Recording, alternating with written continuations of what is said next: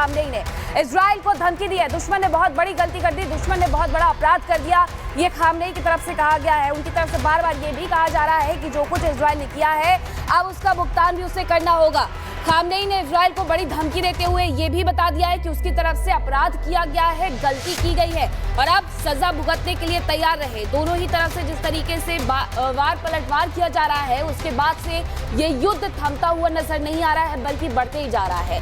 दूसरी तरफ युद्ध में अमेरिका की एंट्री हो गई है और अमेरिका के द्वारा जिस तरीके से B-2 बॉम्बर का इस्तेमाल किया गया उसके बाद अब कहीं ना कहीं ये धमकी इजराइल को खामनेई की तरफ से कि आपने अपराध कर दिया, बहुत बड़ी गलती कर दी। ईरान के जो 3 परमाणु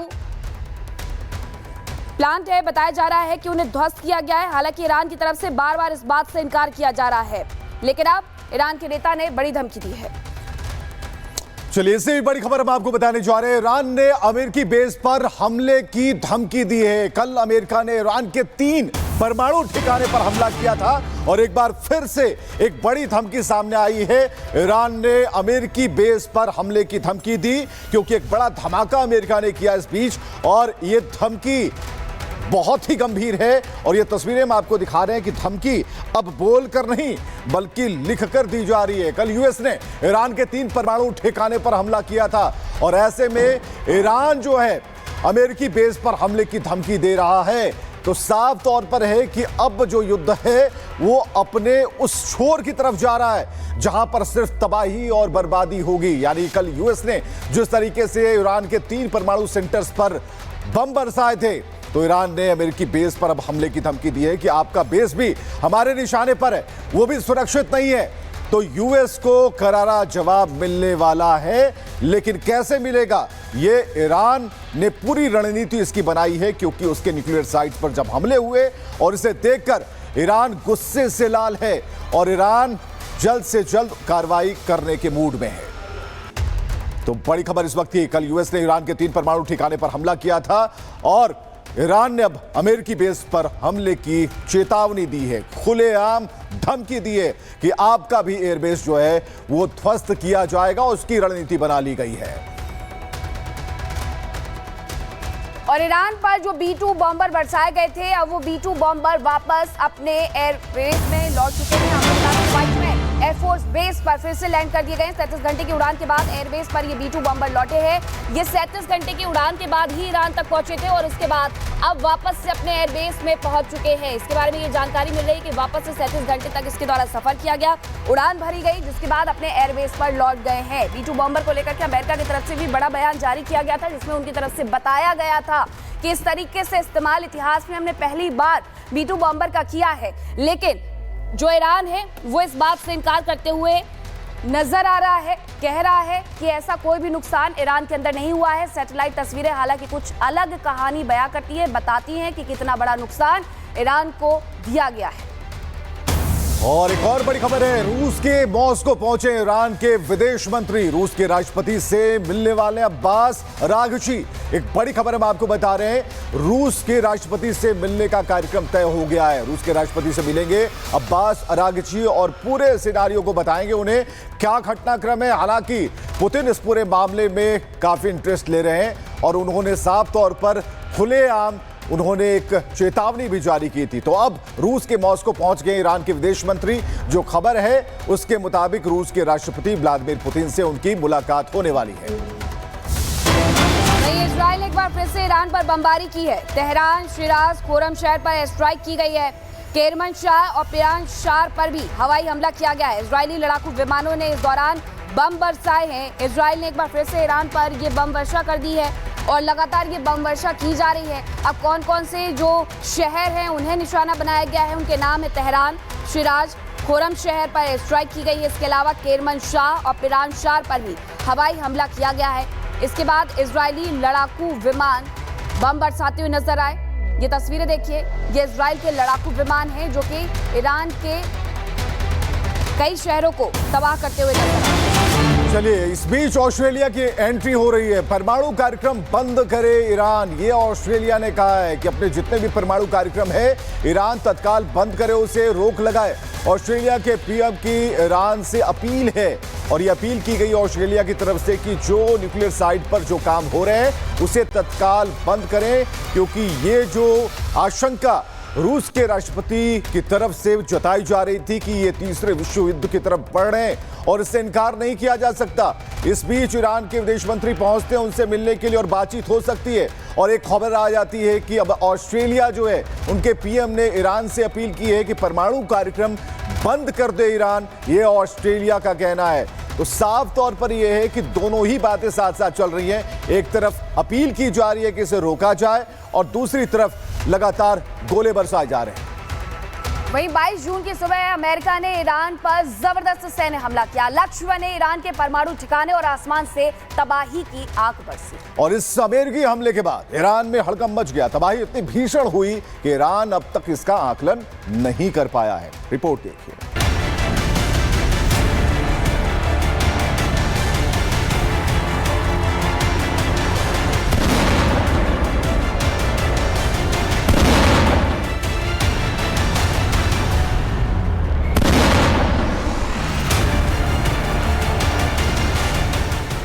जून की आधी रात सन्नाटे में छिपे अमेरिकी स्टील्थ बॉम्बर्स ने ईरान के इस्फहान, नतांज और फोर्डो परमाणु ठिकानों पर GBU-57 बंकर बस्टर बम दागे। सबमरीन से लॉन्च हुई टॉमहॉक मिसाइलें भी निशाने पर लगी और सिर्फ 30 मिनट में ही तीनों टारगेट तहस नहस हो गए। दावा किया जा रहा है कि अमेरिका के इस हमले ने ईरान को नुकसान पहुंचाया है। फोर्डो लॉन्च पैड के पहाड़ी रिम पर कई क्रेटर और ब्लॉकेज देखे गए। इस्फहान में कम से कम 1 दर्जन इमारतें धराशायी हुई और नतांज में सतह के ऊपर मकानों समेत रसद केंद्रों पर भी गहरा असर हुआ। अमेरिकी हमले के बाद ईरान के इस्फहान न्यूक्लियर साइट की तस्वीर भी सामने आई। तस्वीरों में साफ देखा जा सकता है कि अमेरिकी हमले से न्यूक्लियर साइट को क्षति हुई है। पहली तस्वीर 16 जून की है, जब इस्फहान न्यूक्लियर साइट पर हमला नहीं हुआ था। वहीं दूसरी तस्वीर 22 जून की है, जब अमेरिकी हमले में ईरान का इस्फहान न्यूक्लियर साइट तबाह हो गया। इस्फहान पर हमले से ईरान की कमर टूट गई। आपको बता दें कि इस्फहान ईरान का अहम सामरिक ठिकाना है। इस्फहान एक यूरेनियम कन्वर्जन फैसिलिटी सेंटर है, जहां कच्चे यूरेनियम को गैस में बदला जाता है। इस्फहान में ईरान का एक सबसे बड़ा एयरबेस है। यहां पुराने अमेरिकी F-14 फाइटर जेट मौजूद हैं।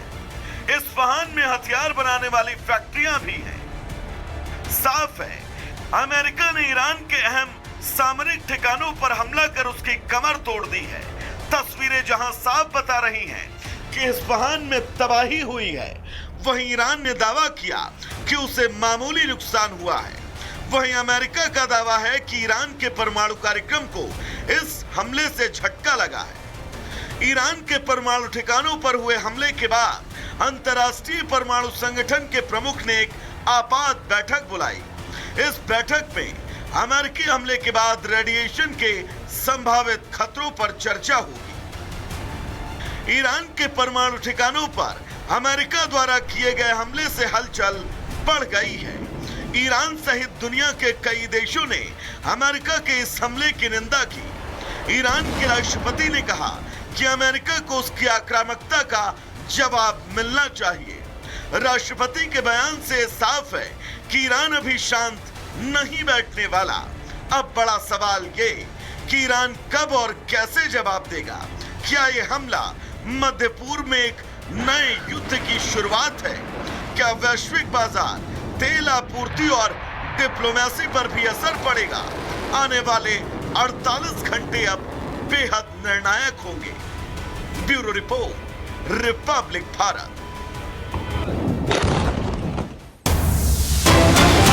बड़ी खबर आ रही है। इजरायली हमलों में अब तक 920 लोगों की मौत हो गई है और हवाई हमले में अब तक 3,450 लोग घायल हुए हैं। ये बड़ी खबर, अब तक का अपडेट हम आपको बता रहे हैं। इजरायली हमलों में अब तक 920 लोगों की मौत और हवाई हमले में अब तक 3,450 लोग बुरी तरह घायल हुए हैं, जिनका इलाज कराया जा रहा है। तो इस वक्त सबसे बड़ी खबर, वो आंकड़े आ चुके हैं कि अब तक कितना नुकसान हुआ है। नुकसान ये है कि 920 लोगों की मौत हुई है और हवाई हमले में अभी 3,500 लोग लगभग घायल हुए।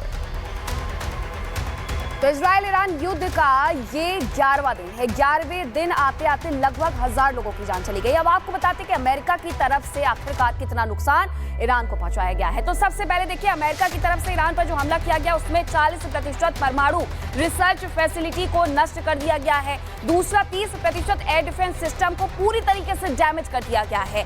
20% सैन्य बेस को तबाह कर दिया गया है। ये अमेरिका ने जब ईरान पर हमला बोला है तब ये इतना नुकसान हुआ। उसके बाद 10% नागरिक इंफ्रास्ट्रक्चर भी इस दौरान प्रभावित हुआ है। 100 से ज्यादा लोगों की इस दौरान मौत हुई है या फिर वो घायल बताए जा रहे हैं। तो ये खबरें भी है कि वहां पर जो लोग थे उन्हें भी नुकसान पहुंचा है। तो इस तरीके से एक नुकसान का बड़ा आकलन है, लेकिन ईरान इन सब बातों से इनकार करते हुए नजर आ रहा है। तो बड़ा नुकसान, लेकिन इस वक्त एक और बड़ी खबर, अमेरिका ने अपने सभी नागरिकों को अलर्ट जारी कर दिया है।